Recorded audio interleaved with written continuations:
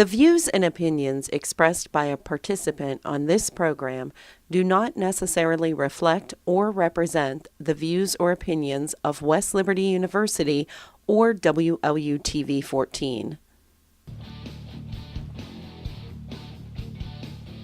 Welcome into Hilltopper Sports Weekly Women's Basketball Edition. I am Todd Allum, joined by head coach Kyle Cooper. Coach, it's been a few games since the Christmas break.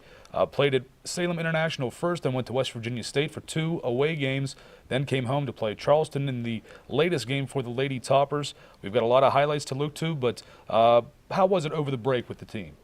It was enjoyable. I mean, we had a lot of fun. We obviously wish the outcome of a couple of the games would have been different as we continue to battle consistency issues. But we got some time to spend together as a family, which was fun.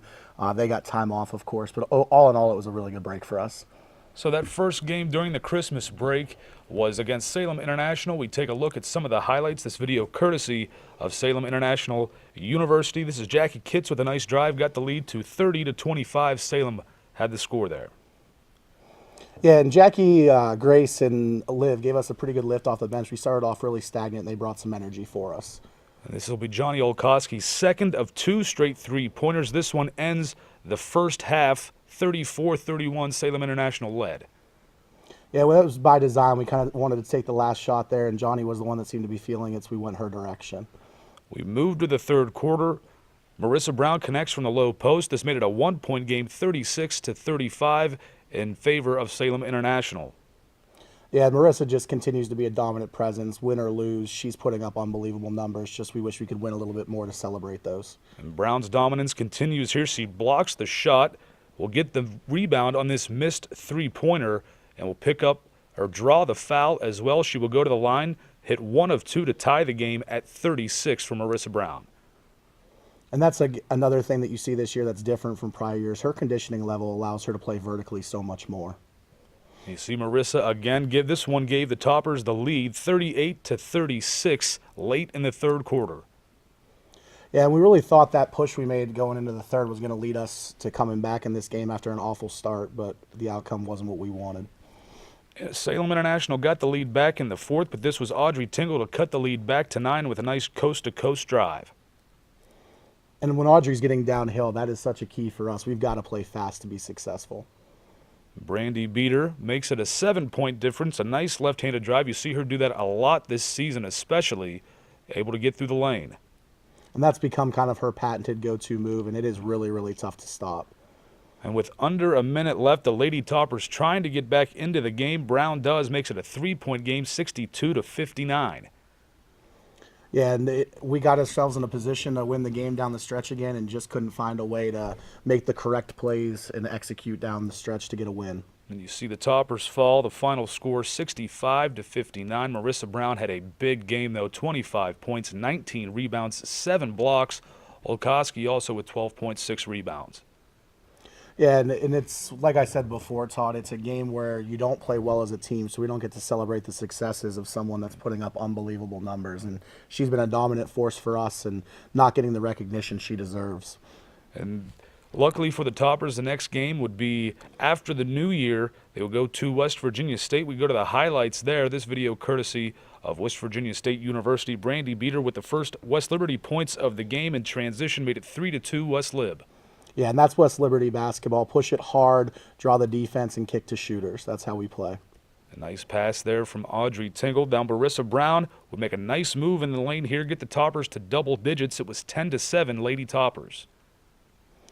Yeah, and we have to get her touches early, and that was something that we were emphasizing against State. It didn't happen as early as we needed it to at times, but we corrected that in the second half. We moved to the second quarter at West Virginia State. McKenna Shives would hit a three-pointer to make it 15-3. West Virginia State would now have the lead at this point in the game. Yeah, the double was recognized by Marissa, and McKenna talked to her, and that's what we have to do is play inside out at times. Now here is the speed from Grace Fodor in off the bench. The bucket in transition, plus the and one was converted. West Liberty then had the lead 20-18. And we need more of this from Grace. We should be seeing this as a regular thing in games, as her getting downhill like that and getting straight to the rim. And watch the ball movement here from the Lady Toppers. The West Virginia State defense not knowing where to go. Three-point shot from Olkowski, 33-25.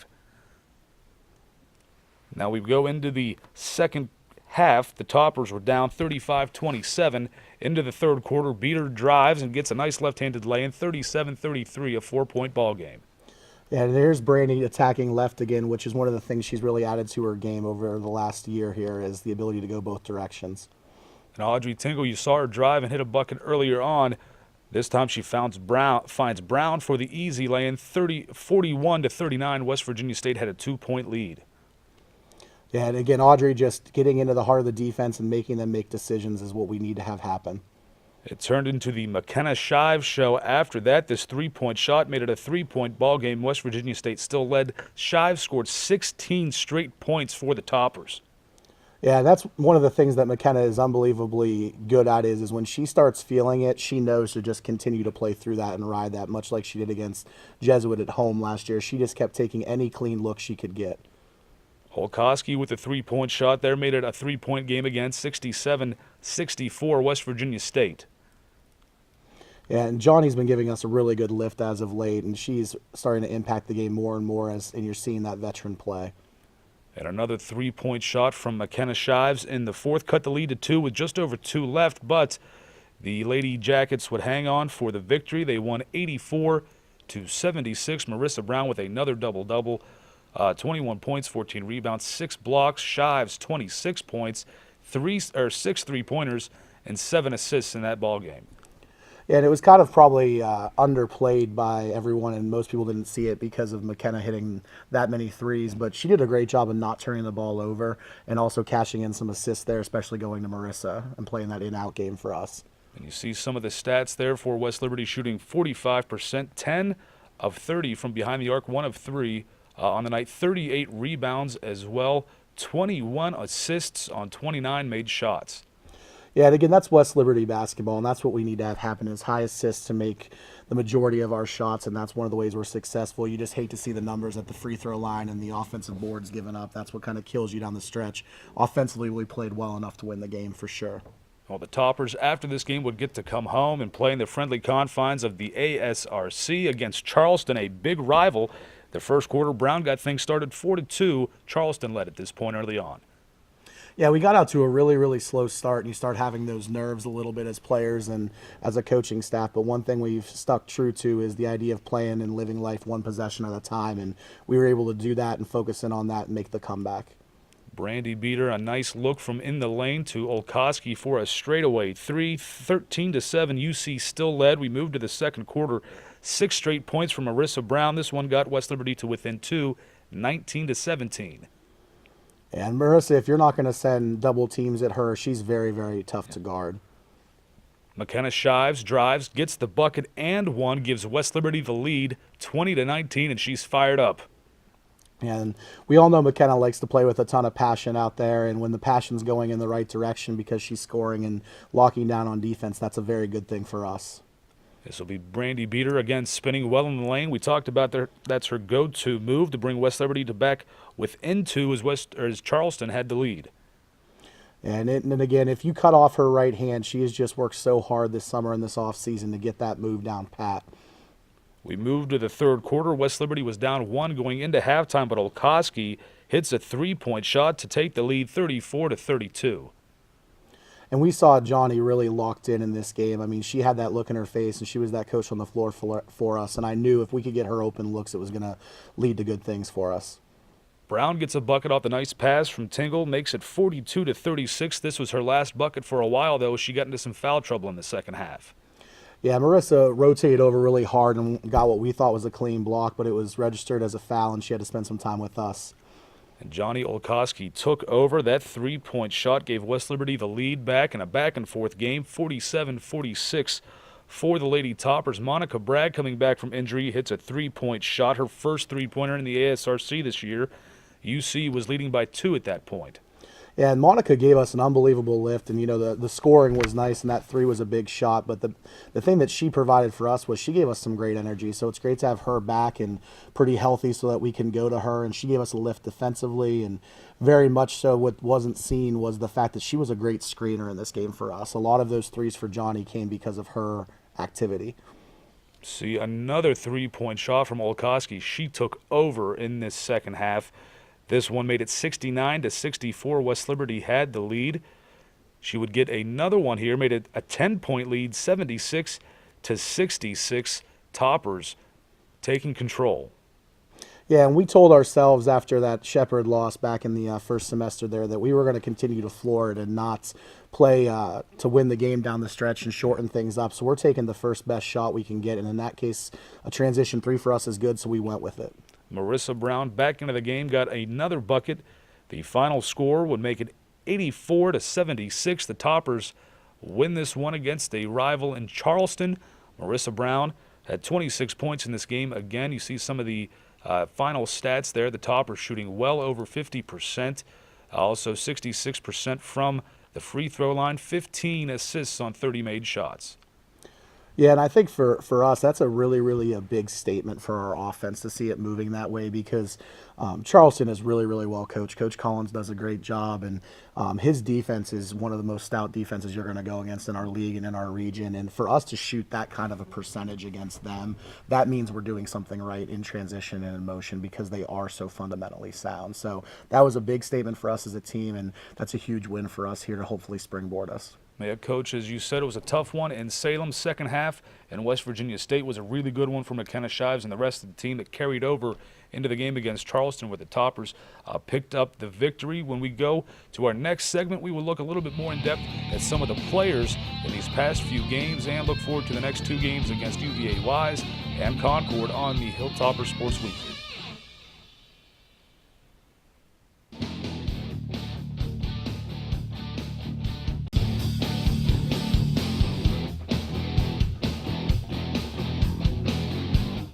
Welcome back to Hilltopper Sports Weekly Women's Basketball Edition. On this segment, we'll talk a little bit more about the games that happened this past week against Salem International. It was the day before New Year's Eve. It was a tough one for the Lady Toppers. They go to West Virginia State after that. The first half was a little bit of a struggle, but came out in that second half, and McKenna Shives, we talked about it in that first segment, but man, did she play well and caught fire. Yeah, and it was really good for us to see her get that spark back because if you remember back to the Salem game, she just didn't really have it. And she'll be the first one that would tell you that it's not just coming from, me. And for her to step up and hit some big shots and get hot like that, that's something we needed going into conference play. So regardless of the outcome, as much as you'd love to see a win in that state game, that helps us moving forward in a big way. And again, when McKenna starts feeling it, it can be impressive to see the flurries of scores you can get going from her. Yeah, and you see there she was 8 of 9 from the floor, 5 of 6 from behind the arc. Perfect from the free throw line, 4 assists, 23 points, all of that in just the second half against West Virginia State. And it's not just good for the team that McKenna gets going and gets these points, for her confidence as well, because it seems like the team feeds off of her confidence, and when she does get going, it's really difficult to stop, kind of like Marissa Brown, because with McKenna, she hits those outside shots, but then you see her drive to the bucket. You saw some of the highlights earlier on in the show with her ability to drive. Yeah, and I think with McKenna, it's a lot of just she is really grown with the coaching staff and the idea of trusting us because she's better when she's active. And players sometimes think it's just however I'm shooting the basketball is how I'm going to play the game. And it's the other way around. When we get her and several of other players more engaged on the defensive end, playing harder, showing that passion that they have, running lanes and moving on offense, the good things start to happen. And, it's almost, Coach Seth always calls it basketball karma. When you're doing things the way they're supposed to be done within the system, good things happen to you. And that's what we saw in the second half.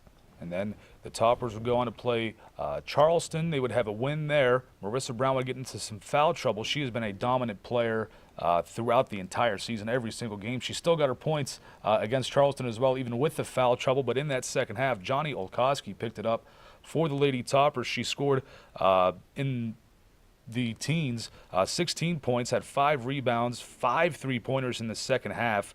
Went 1 of 2 from the line, but Johnny stepped it up in the absence of Marissa Brown, and you start to see the veteran leadership start to take over when Marissa isn't going, or even when she is.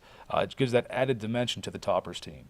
Yeah, and for Johnny, it's just she is our veteran. You know, whether we look at things from an academic standpoint or not, we've had this talk. We don't have a lot of veteran players. You know, Brandy and Johnny have been the ones that have been with us here the longest, and in particular Johnny, because people forgot she redshirted. So she's had the most time with me, with our program, with our system, and to see her get going, that's a veteran being rewarded for doing the right things and for putting her time in. And she did that, and she was navigating our offense. She was extremely vocal in this game, and for Johnny and in our system, the way we're playing this year, we do not want kids playing high minutes, but she stepped up and pushed through and played, I think it was 32 minutes in that game, and still was knocking down shots. So that's a veteran knowing how to manage a game. And for Johnny, it's so much bigger than the basketball, what she's meant to this program and what she's going to continue to mean to this program. And, you know, she's kind of been a rock for me moving forward into this transition as a head coach. And I couldn't be happier to see somebody like Johnny successful in a game like that and to get the win that allows us to celebrate it. Yeah, that was a great victory for the Lady Toppers. Another veteran that you spoke of, Brandy Beater, she was injured in the West Virginia State game, but came back and played, toughed it out, played in the Charleston game as well. Brandy's starting to pick it up as well, hitting her shots from the outside, able to cut through the lane and make those buckets as well. So Brandy's game really coming together as well. Yeah, and Brandy, I've said before on the show, I think she's a very underrated player in our league. I think she's very versatile, and when she's shooting the three and getting to the rim and active, I think you see how good she can be.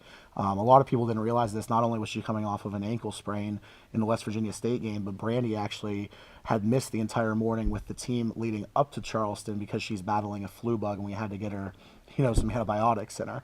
So she's battling that going into the game, doesn't start. Olivia gets inserted, did some great things for us in the game. And then Brandy comes in battling that, and you would have never known it. She played her heart out, really showed what kind of a tough kid she is. That much she did. Some other players that have been coming off the bench for the Lady Toppers this season. The past two games in the Mountain East, we've seen some of the speed in the women's basketball game coming to fruition for the Lady Toppers. That's Grace Fodor. She showed it at West Virginia State. She's able to get these steals. We've seen it throughout the season so far. It's building and continuing to get bigger for Grace. Yeah, and she's somebody that, you know, kind of gets credited as she's one of our lockdown defenders and that kind of thing. But what's underrated is how athletic she really is. I mean, she is one of the more athletic kids within our league when she's using it. And the thing for Grace is her continuing to mature to understand how to use that athleticism. And the way she uses it when she's using it well is hitting the glass for us, running lanes for us. And when Audrey's not in at the point and she takes over the point guard role, getting downhill and pushing, because if she can get someone on their heels, there's nobody that's keeping her in front. She is too quick going, especially to the right side. And it was great to see Monica Bragg to be able to come back from injury and play well in the game against Charleston, to see Liv Belknap helping continue to build that lead against Charleston, getting a big bucket at the end of the third quarter along with the and one opportunity. So that was huge for the Toppers there. So the bench playing well, the starters starting to play well. It's good to see that this team might give some of these other Mountain East Conference foes a little bit more than they expected, just in terms of record and standings and such. Yeah, I think people look at how we did in the non-conference and they forget that's what's swaying our record. Yeah. You know, we are sitting in a great position within our league, and you're talking about a great position with some other games that we definitely had the opportunity to win. So, you know, I think we'll get some of those teams at home coming back. We're excited about that in the second half. But right now for us, it's focusing in on this 2-game road trip. And right now it's about we're 0-0 going in and trying to go 1-0 against Wise on Thursday. So Wise will be the next game on Thursday. That game will be at 5:30 p.m. It'll be an audio-only broadcast on the West Liberty Sports Network. And then Saturday at Concord, the 13th, that game will be at 1 p.m. And you can, again, listen to that on the West Liberty Sports Network, an audio-only broadcast. And when we come back after the break, we will talk a little bit more about these two games coming up next week for the Lady Toppers on Hilltopper Sports Weekly.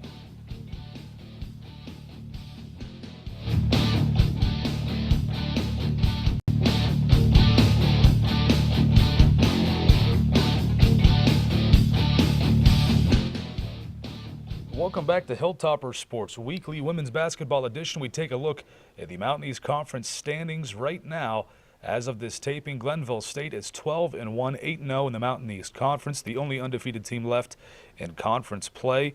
Notre Dame at 10-5. Those are the only two double-digit win teams, 6-2 in Mountain East Conference. Urbana 7-5 overall, 5-3 in conference. A lot of teams at 4-4. Shepherd, Charleston, Jesuit, West Liberty and West Virginia State, 2 teams at 3 and 5 at Fairmont and Wesleyan. Then Concord and Wise round out the bottom of Mountain East Conference standings. Now the Toppers right in the thick of things, so there is a very good chance with a few wins or a couple wins here over the weekend, the Toppers could move up in those standings. Yeah, and that's, what we're keyed in on right now is focusing on starting with getting with Wise and going 1-0 there. But this is a really big stretch for us before we hit the second half, because you can position yourself in a really good way moving forward if you can lock in and get a couple quality wins on the road here. Well, we go to the Mountain East Conference Players of the Week. There were 2 of them this week, co-winners. Morgan Arden for Shepherd. Morgan averaged 31 points and set a school record with 40 points in one game against Concord. She hit 7 3-pointers, then 22 more against Virginia Wise. The other player of the week, Chanel Moore for Wheeling Jesuit. She had 27 points, 18 rebounds, and 4 steals against Charleston, then 11 points, 17 rebounds, and 3 assists against West Virginia State. She averaged 19 points, 17.5 rebounds, and she had double-doubles in both games she played last week. So congratulations to those both of those players. We saw Morgan Arden earlier this season, have yet to see Chanel Moore play against the Lady Toppers, but both those players very good. Yeah, and you've got 2 upperclassmen that are playing like upperclassmen, and when those 2 are playing well, it's hard to beat either of those teams. Those are big-time factors for them. We lived it against Morgan Arden, and we'll see Chanel coming up here in a couple weeks. Well, in my humble opinion as a broadcaster for West Liberty, if I had to vote, it's about time Marissa Brown, one of the Lady Toppers, gets to see one of those Mountain East Conference Players of the Week awards for sure. But coming up for the team, like you said, it'll be against Virginia Wise, a very good team last year. Coach left, some players graduated. A tough season so far for the Lady Cavaliers. Yeah, and they are young, and they are, a little bit inexperienced as far as when you look at, their depth and so on. But they're a dangerous team. I mean, they run a unique system. They run some quality offensive sets surrounded around the Princeton offense, which can be tough to guard. And they do play fast and physical. And, when you've got a team that's as physical as they are, it is a challenge no matter what records are. And I think the reality is in our league, Glenville has separated themselves, but a lot of the rest of us, it's all about whose team is going to show up and whose team is going to be engaged enough to play for the longest duration of the time. And then after that game, I know the coaches and teams don't want to look too far ahead, but for the fans and media types, the game on Saturday against Concord, Madison May for Concord already won a Mountain East Conference Player of the Week award once this season. Also a veteran head coach down there in Kenny Osborne, so a very good Concord team as well. Yeah, and another team that's very close to that, you could invert their conference record. A lot of close games, and they run a motion-based system that's very tough to guard, and it is going to be a little bit like playing ourselves. Coach Osborne and Coach Alm are very good friends. They've run unique offenses that are, centered around trying to play up-tempo and motion-based, and we'll be playing ourselves a little bit on Saturday, that's for sure. And this is going to be the longest regular season road trip of the season for both the men's and women's teams. So any special advice for the players on these long road trips or how to keep themselves ready for the games? No, I mean, we structure things pretty much for them, so that's good. But we definitely take a lot of time to get extra treatment in and do some recovery stuff because you are sitting on a bus for a longer duration. But other than that, we want to have fun. We want to enjoy it. But it actually kind of helps us because it makes it just about the family, just about the team, and you can kind of lock in a little bit more. You don't have the academics or the other things pulling at you when you're on your home campus. So for us, it can be a good thing. Never want to play on the road, but focus-wise, it can be a good thing. Well, it'll be a good trip for, at least selfishly, for the broadcast team. Wise is a great gym to go to. Not that the ASRC isn't great. I love my home here at the ASRC in West Liberty, but it'll be fun to go down to Wise and see their beautiful gym. So tune in to the West Liberty Sports Network to listen to these 2 games this upcoming weekend against Wise.